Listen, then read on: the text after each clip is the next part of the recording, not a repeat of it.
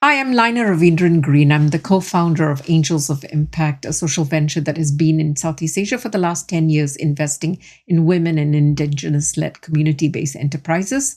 Today, I'm here to talk about restorative investing models for social enterprises working on the UN SDGs. But before I do that, I'd like us to take a little moment to reflect on where impact investing came from. Impact investing came from a community of people who really believed in an alternative to the extractive finance and seeing how we can have more impact in this world in a different model of impact investing. However, in 2010, JP Morgan wrote a 29-page report basically asking for impact investing to become an asset class by itself. An asset class, it made the case that even at the bottom of the pyramid, there is profitability that can be made, thereby encouraging more impact investors to get into impact investing. But the GIN report from 2024 and more recently, even in 2026, has shown that most impact investors are still looking for market returns. Only a small proportion are willing to look at what they call concessionary rates, where impact is higher. And therefore, you could say largely the bulk of impact investors are really looking at finance first, with impact as kind of a side dish. Back in the 2015 period as well, Monitor Group report did something called From Blueprint to Scale, and they clearly showed that impact investors are really not looking at markets such as the bottom of the pyramid or UNSDG kind of related markets. And so what you find here is a huge disconnect between what social enterprises, which have the promise of fulfilling these UNSDGs, do not have the funding that they need to be able to work on that. Another aspect of looking at it from the spectrum of low impact to high impact, what you would see is that for a lot of impact investors, the sweet spot is on the other side, towards the end of the spectrum, looking more at profits. And therefore, the UN SDGs tend to be on the other side, which is the nonprofits or the social enterprises, the social businesses. And again, this is another way to look at how high impact entities are also getting left behind. And within that scope, another segment of social enterprises that are being left behind is the missing middle. And these are usually enterprises that are too big for microfinance, but too small for traditional investors or impact investors that are seeking higher returns or more profitability. And women face other areas as well of unconscious biases and not really seen in the finance space. And yet, there's the data paradox because women actually do more with less in terms of the revenues and in terms of sending back the multiplier impact into their communities. So, achieving the UN SDGs, the missing middle and women are really key to this sector, but they are again being left behind in impact investing. Rodney Foxwood and Namaka Akbo are some of the people who have actually spearheaded restorative investing, really showing how impact investing has left the gap, especially for marginalized communities. But they're also recognizing that there's a whole gamut of innovators who have been innovating restorative investing models for quite some time. And these are some of the key components that you would find in restorative investing that is very important, such as community trust, affordable capital, technical assistance. So these are the kind of restorative models that we use in Angels of Impact as well.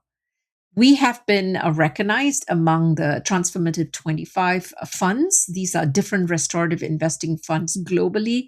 And so you could see that this model of investing is actually not new, and there are different models out there that one can replicate as well here in the region. So, whereas our model is concerned, as I mentioned, we looked at it from a restorative model, which means we are primarily going into vulnerable communities or marginalized communities that are not otherwise seen by traditional investors. And we are also focused on UN SDG 1, no poverty, 5, gender equity, 8, decent work, and 12, responsible production and consumption. So we use these impact metrics to even select the women enterprises, indigenous based enterprises, before they enter into our programs.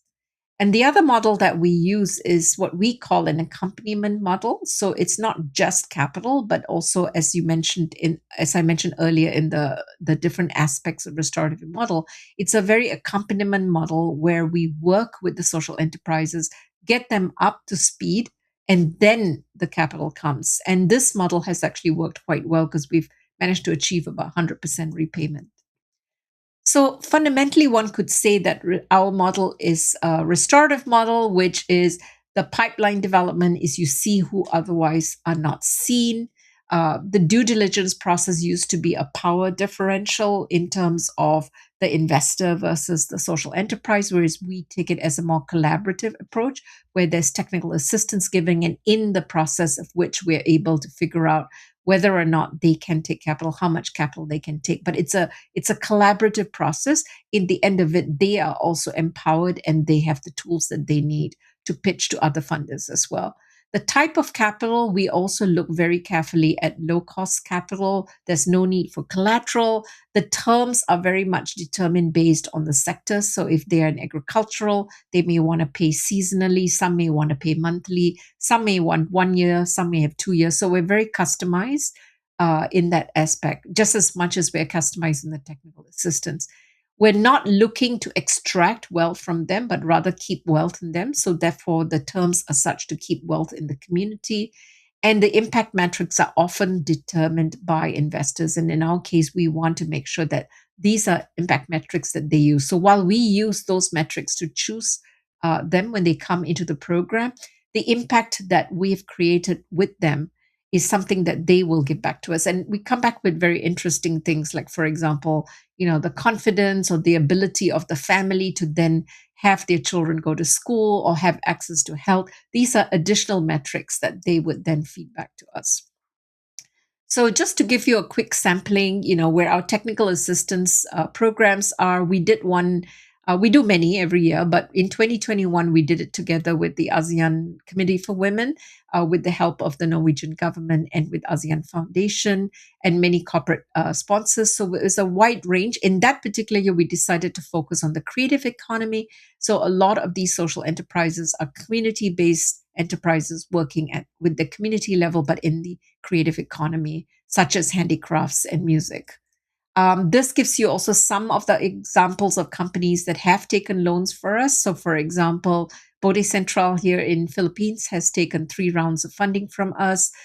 They work with indigenous farmers, and so the funding was able to help them pay the farmers upfront as well, therefore making a bigger impact in the communities that they worked with. We've worked with Color Silk, for example, in the handicraft space, and Color Silk needed that additional capital to grow their products and their production facilities and impact more women. But they've taken 2 rounds of loans from us. And from that, they've been able to expand into Siem Reap from Phnom Penh. And now they've reached that stage of sustainability where they don't really need any more funding unless they want to grow exponential. But where they are right now, they're doing pretty good. We also work with blended capital. So, in addition to loans, we also work with grants. So, for example, during the COVID period, we raised funds and were able to disperse them to be used in ways to restructure their businesses to deal with the pandemic. So, many of them used it to go online with digital marketing, to buy products and the raw materials they needed also to create new products and services. Overall, in the last 10 years, we have managed, as I said, to get about 100% repayment. We've impacted about 62,000 lives, and we have been recognized globally with our restorative approach as well. Fundamentally, I would say restorative investing versus impact investing it's a less extractive way of looking at it. So we're not looking at really taking money out, but really rebuilding money, enabling marginalized and vulnerable communities to rebuild their wealth, rebuild their health, rebuild all the different things that are really achieving the UN SDGs from a bottom-up process. So not saying that one is not appropriate to the other, but I'm just saying that from a social enterprise at a grassroots level point of view, restorative investing plays a bigger role. Impact investing would be going after more like tech, looking at companies that can scale at a larger basis and has more ways to actually create that profit. Whereas restorative investing companies are profitable, but the profits are shared back into their community. So it's a lot less extractive of a model. So ultimately, I hope I've given you an idea of some restorative models that you could use. And as I said, we are out of many different restorative funds out in the region and as well as globally. And I look forward to working with you. Thank you.